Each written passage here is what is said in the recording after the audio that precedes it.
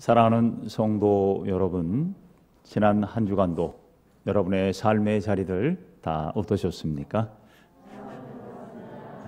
고맙습니다. 오늘 나오실 때 또 마음들, 또 발걸음들은 어떠셨나요? 감사합니다.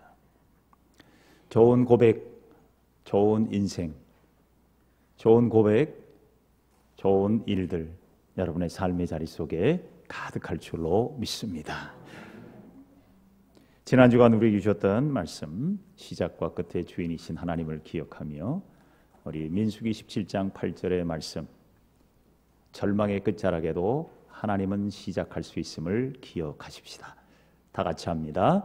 이튿날 모세가 증거의 장막에 들어가 본즉 레위 집을 위하여 낸 아론의 지팡이에 움이 돋고 순이 나고 꽃이 피어서 살구 열매가 열렸더라. 민수기 17장 8절 말씀. 아멘. 오늘 우리에게 주신 말씀입니다. 누가복음 18장 41절 42절 시작. 내게 무엇을 하여 주기를 원하느냐? 이르되 주여 보기를 원하나이다. 예수께서 그에게 이르시되 보라 내 믿음이 너를 구원하였느니라 하시매. 누가복음 18장 41절 42절 말씀. 아멘.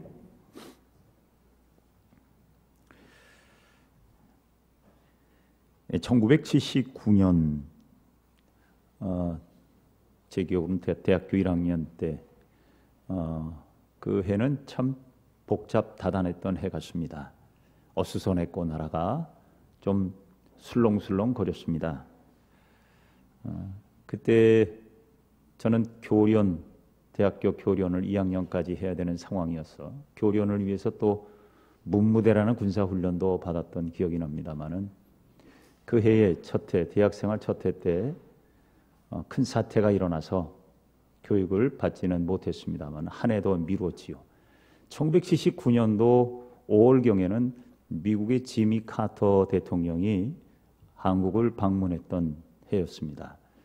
그때 지미 카터 대통령이 한국을 방문해서 박정희 대통령과 당시에 한미 정상회담을 했던 때였습니다. 지미 카터는 사실 굉장히 믿음이 좋은 사람입니다. 연로한 나이에도 주일학교 교사도 했던 아주 신앙심이 좋은 대통령으로 유명하지요. 그가 대통령 재임 시절보다 은퇴 후에 더 많은 은혜를 끼쳤다고 할 만큼 그는 믿음으로 더 많은 사람들에게 영향력을 미친 사람이기도 했습니다. 그가 한국을 방문하던 해 박정희 대통령을 만나서 공식적인 대화 말고 사적인 대화를 나눈 적이 좀 있었답니다. 그때에 지미 카터가 박정희 대통령에게 그렇게 얘기했답니다. 당신은 종교가 있습니까? 그랬더니 없다고 하더랍니다. 그리고 카터는 그에게 복음을 받아들이기를 위해서 예수를 좀 간단히 전했답니다. 근데 사실 사료에 의하면 박정희 대통령도 어린 시절에는 주일학교를 다녔던 거로 알고 있는데 그가 신앙을 다 잃어버린 채 살고 있었던 때라 카터는 그에게 복음을 회복하기를 그리고 기독교인으로 살기를 그에게 간절히 구했답니다. 이건 사적인 대화니까 뭐 공식적인 곳에는 나오지는 않았겠지요. 그런데 그때의 박정희 대통령은 이렇게 말했답니다. 나라의 대통령이 기독교인이 되면 기독교만 갈 수 없지 않느냐. 다른 종교 사람들에게도 내가 필요한데 그래서 나는 복음을 받아들일 수 없고 기독교인이 되지 않겠다라고 거절을 했답니다.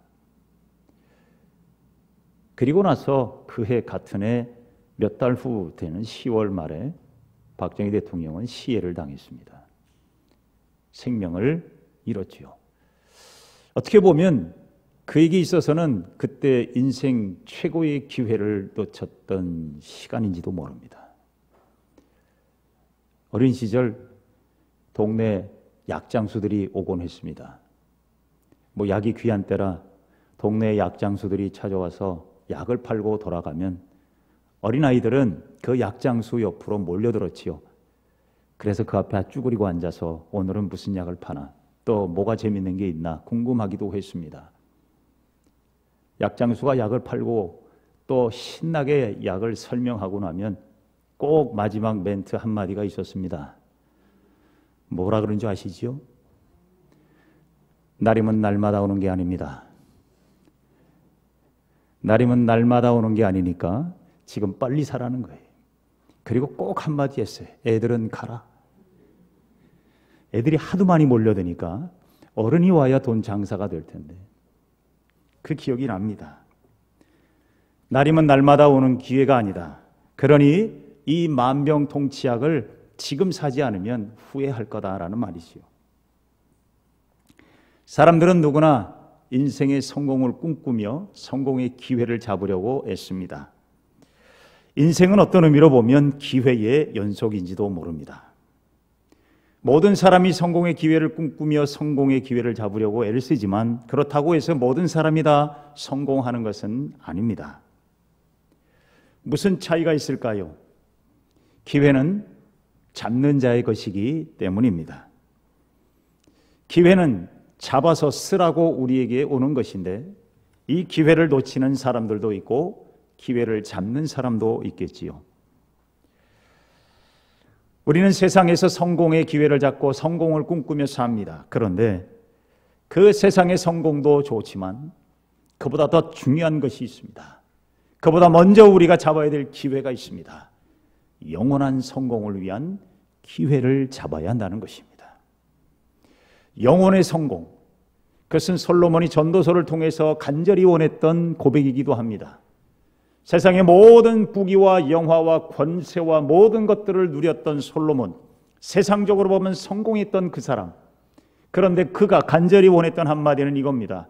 이것도 좋지만 그러나 이것만 있으면 헛된 인생이고 영원한 성공, 영혼의 성공을 가져야 된다. 그 영혼의 성공이 바로 뭐냐? 여호와를 경외하는 일이라는 것이요. 사랑하는 성도 여러분, 우리 모두 성공하는 인생 되기를 원합니다. 그런데 먼저 기억해야 될 중요한 사실, 영혼의 성공을 여러분 놓치지 않는, 영혼의 성공을 이루는 성도들이 될 수 있기를 바랍니다. 이를 위해서 오늘 말씀을 통해 두 가지를 우리가 기억하시기를 바랍니다. 첫째로 예수 그리스도가 최고의 기회다라는 것입니다. 예수님이 최고의 기회예요. 이 사실을 우리가 분명히 깨닫고 이 사실을 분명히 알고 살아야 돼요. 예수님께서 여리고로 들어가시는 길이었습니다. 거기에 한 맹인이, 앞을 보지 못하는 한 맹인이 구걸을 하면서 살고 있는 사람이 있었습니다. 이 사람을 오늘 본문에는 이름은 기록하지 않았지만 마태, 마가, 누가 이 세 복음서, 공관복음에는 똑같은 이 사건을 기록을 하고 있는데 마가복음에는 이 사람의 이름을 기록하고 있습니다. 이 소경, 이 맹인의 이름은 바디메오였습니다. 이 바디메오의 사건은 공관복음에서 거의 내용이 틀림이 없이 비슷하게 거의 똑같이 기록되어져 있습니다. 그만큼 당시에는 이 사건이 중요한 사건이기도 했던 것 같습니다.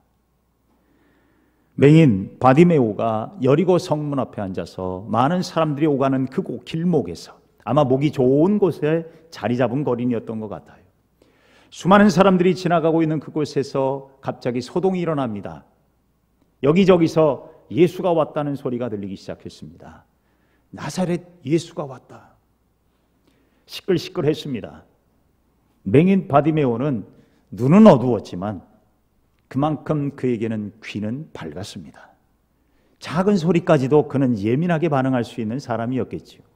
그래서 그는 그 소리에 귀를 기울이기 시작했고 다시 한번 잘 들어보니까 사람들이 나사렛 예수가 왔다라는 소리가 들렸습니다.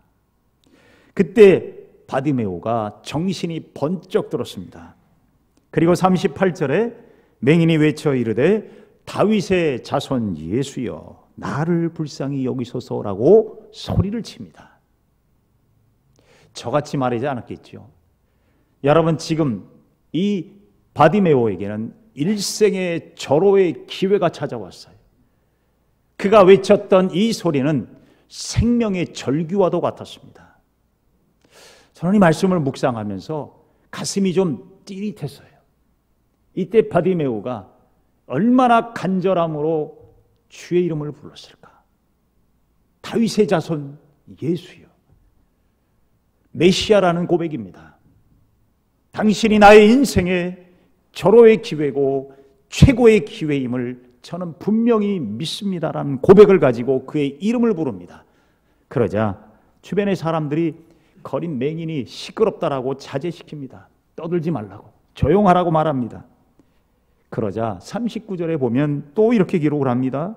앞서가는 자들이 그를 꾸짖어 잠잠하라 하되 그가 더욱 크게 소리질러 다윗의 자손이요 나를 불쌍히 여기소서라고 외칩니다. 맹인 바디메오는 잘 알았습니다. 지금이 내 인생의 절호의 기회요 최고의 기회가 왔다는 것을 바디메오는 알았습니다.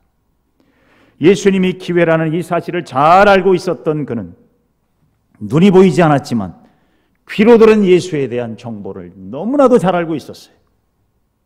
수많은 사람들이 다니는 여리고 성문 길목에서 예수에 대한 수많은 정보와 수많은 지식들을 이 바디메오 가슴속에는 쌓아놓고 있었습니다. 그러기에 그는 최고의 기회인 예수님이 오시면 내가 그를 분명히 만나기를 소원하고 있었지요. 여리고성, 낯익은 곳입니다. 이미 이 여리고성은 이스라엘 백성들의 출애굽 역사에 있어서 아주 유명한 성이지요.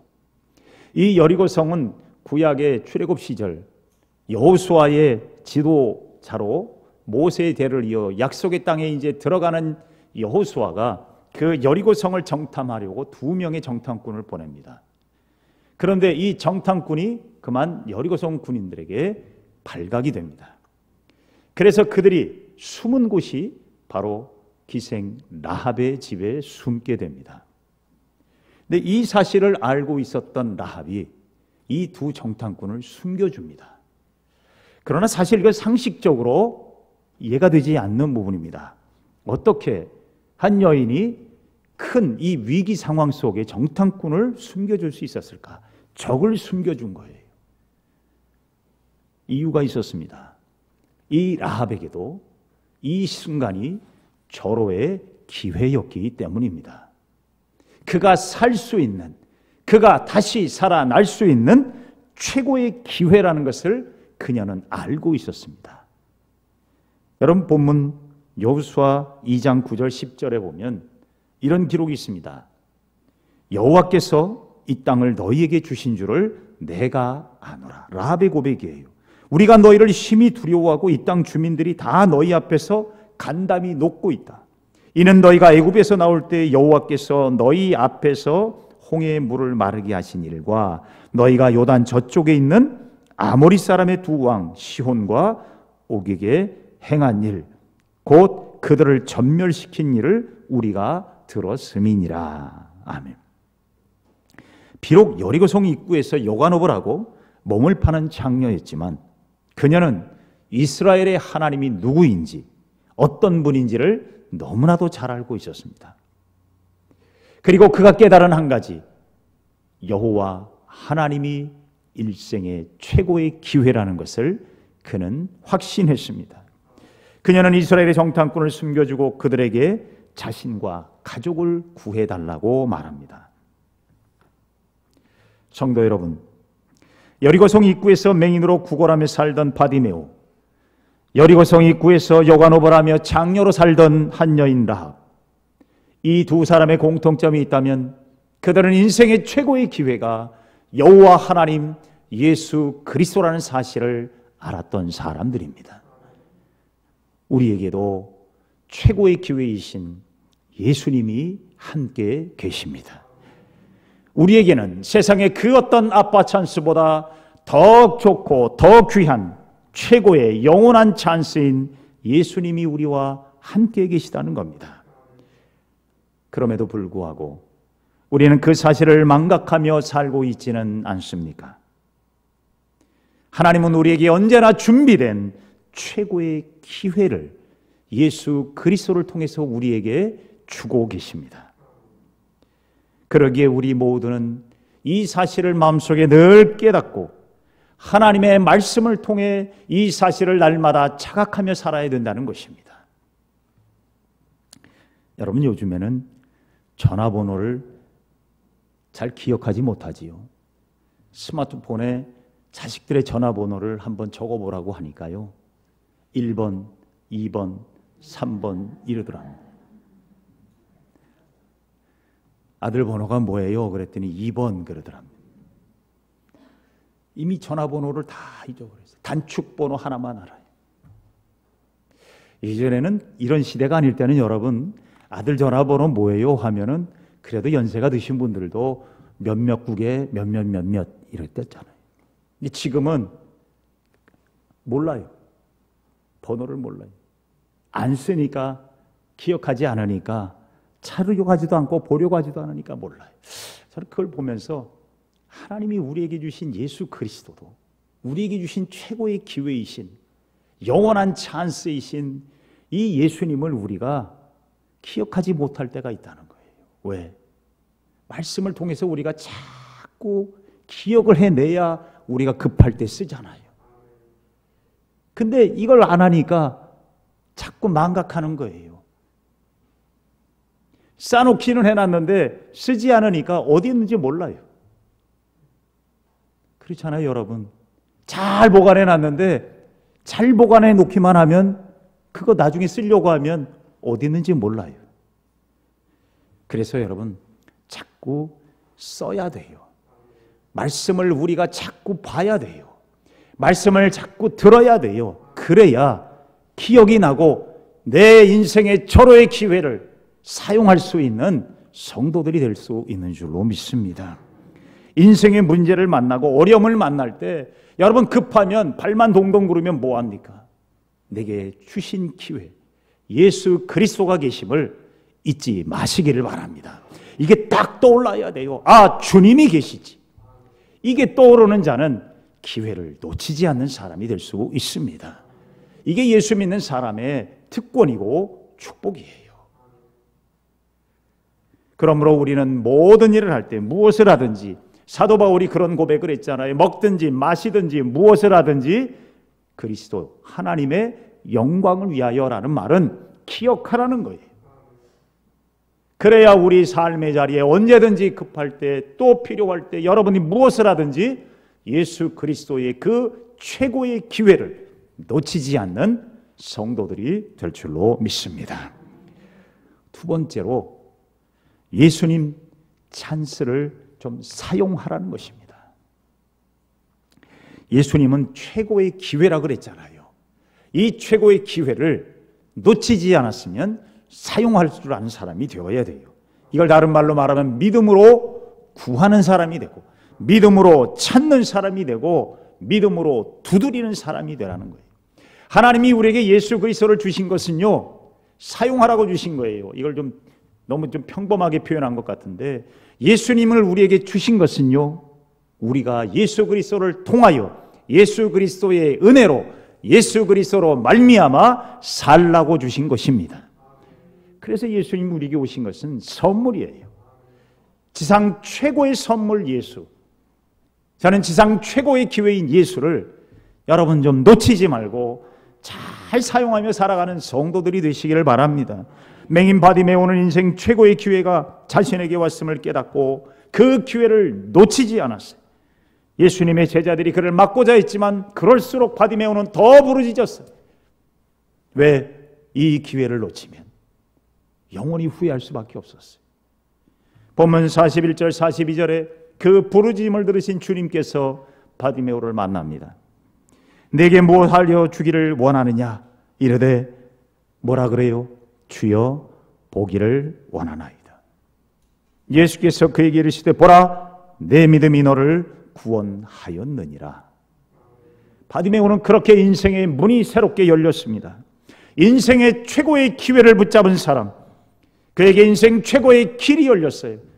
눈이 열리고 예수를 만나고 예수님과 함께 하나님의 영광을 위해 사는 사람이 되었다라고 본문은 기록하고 있습니다. 사랑하는 성도 여러분, 우리 인생의 최고의 기회이신 예수 그리스도가 우리와 지금도 함께 계십니다. 그 최고의 기회를 그저 바라만 보지만 마시고 그 기회를 누리는 자가 되시기를 바랍니다. 기회는 잡는 자의 것이라 그랬잖아요. 기회는 누리는 자의 것입니다.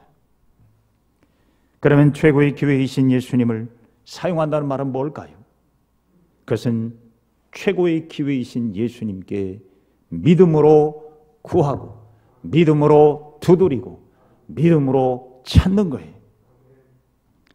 인생이 지치고 어려울 때, 도무지 앞길이 보이지 않을 때 나의 곁에 예수님이 계심을 기억하고 주님께 두드려야지, 주님께 찾아야지. 여러분, 바로 이 사람이 기회를 놓치지 않는 영원한 길을 걸어가는 성도가 될 줄로 믿습니다. 지난 주간 우리 김성태 집사님 모셨지만 갑자기 쓰러져서 산소 포화도가 극심히 떨어졌어요. 사경을 헤맸습니다. 급하게 119 불러 병원으로 이송이 돼요. 간신히 병원에 들어가. 요즘 코로나 때라 병원도 제대로 못 들어가요. 간신히 들어가서 중환자실로에 들어가 치료를 하고 있었습니다. 이 소식이 교인들에게 들어왔고 제게 들어왔고 성도들이 한 마음으로 기도했습니다. 아마 그때 윤정희 집사님은 예수 찬스를 쓴 사람이에요. 예수님께 두드렸고 예수님께 구했고 예수님께 찾았어요. 성도들이 함께 기도했고 구역이 기도했고 모든 성도들이 한 마음으로 기도했습니다. 의사들도 희망적으로 이야기하는 것이 좀 별로 없었다 그래요. 그런데 2, 3일 만에 나아지기 시작합니다. 누가 고쳤어요? 예수님이 고치기 시작하셨어요. 의사가 퇴원하랬대요. 전화했더니. 그래서 이제는 아무것도 할 수 없어서 내보내는 겁니까? 그랬더니 다 나서 나가라는 거예요. 의사도 놀랐어요. 이렇게 빨리 날 줄 몰랐다. 성도 여러분, 그래서 오늘 너무 감사해서 떡내는 겁니다.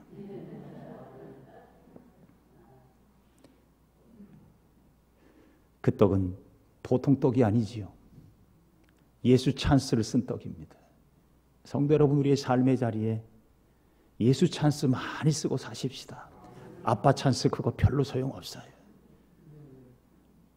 그거 뭐 찬스 해봤자, 세상적으로 해봤자 또 돌아서면 또 찬스 또 필요한데, 예수 찬스는 언제나 어디서나 어떤 곳에도 쓸 수 있는 최고의 기회의 찬스인 줄로 믿으시기를 바랍니다.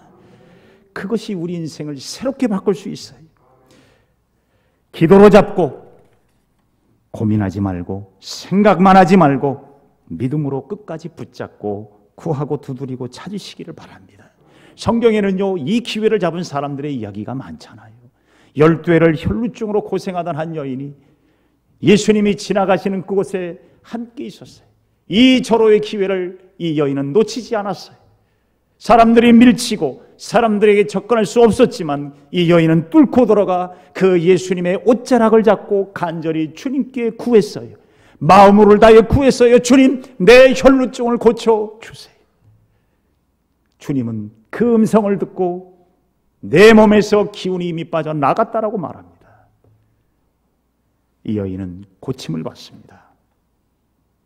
그러므로 야고보 사도는 우리에게 간절히 말합니다. 야고보서 1장 6절 7절, 오직 믿음으로 구하고 조금도 의심하지 말라. 의심하는 자는 마치 바람에 밀려 요동하는 바다 물결 같으니 이런 사람은 무엇이든지 주께 얻기를 생각도 하지 말라고 했습니다. 믿음으로 구하라는 것. 예수 찬스를 믿음으로 구할 때 하나님이 응답하시는 거예요.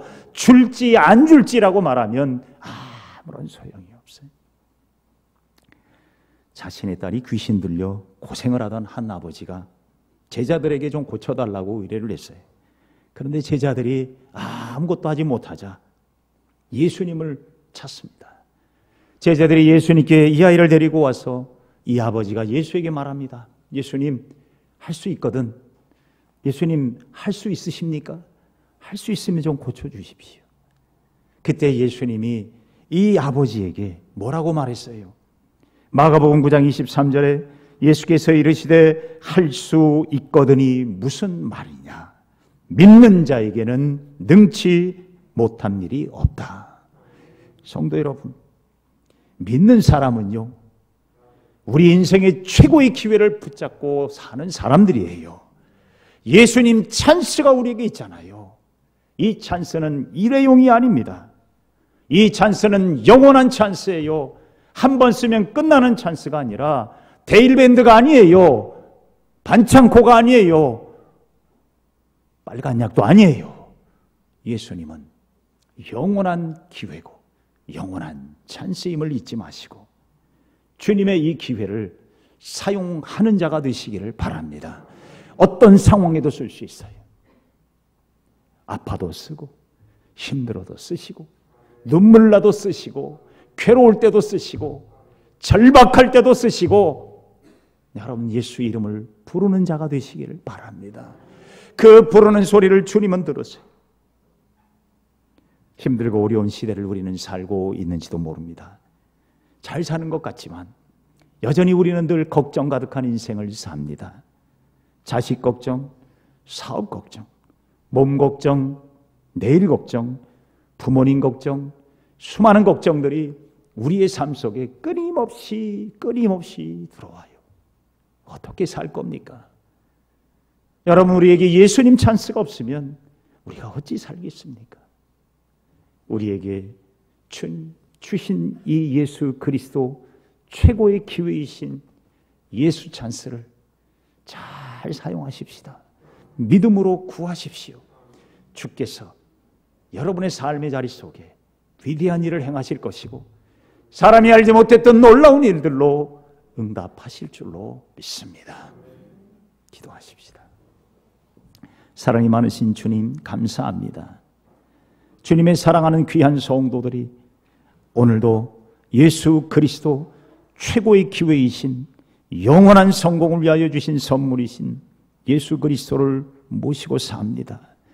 주님, 이 사실을 항상 기억하며 믿음으로 예수 그리스도 그 거룩한 영원한 찬스를 사용하며 살아가는 주의 백성들이 되게 하여 주옵소서. 그리하여 걱정 속에 파묻힌 인생 되지 말게 하시고 눈물 속에 빠진 인생이 되지 말게 하시고 탄식 속에 헤매이는 인생이 되지 않도록 주여 우리의 삶을 다시 한번 일으켜 주옵소서. 여리고 성문옥에 앉아 아버지 하나님 보이지 않는 인생, 답답한 인생, 구걸의 인생을 살았던 바디메우가 예수의 기회를 잡고 예수를 두드렸던 그 인생을 다시 한번 바라보며 주님으로 인하여 일어나는 거룩한 백성이 되게 하여 주옵소서. 주님이면 삽니다. 주님이면 됩니다. 예수님의 이름으로 기도하옵나이다. 아멘.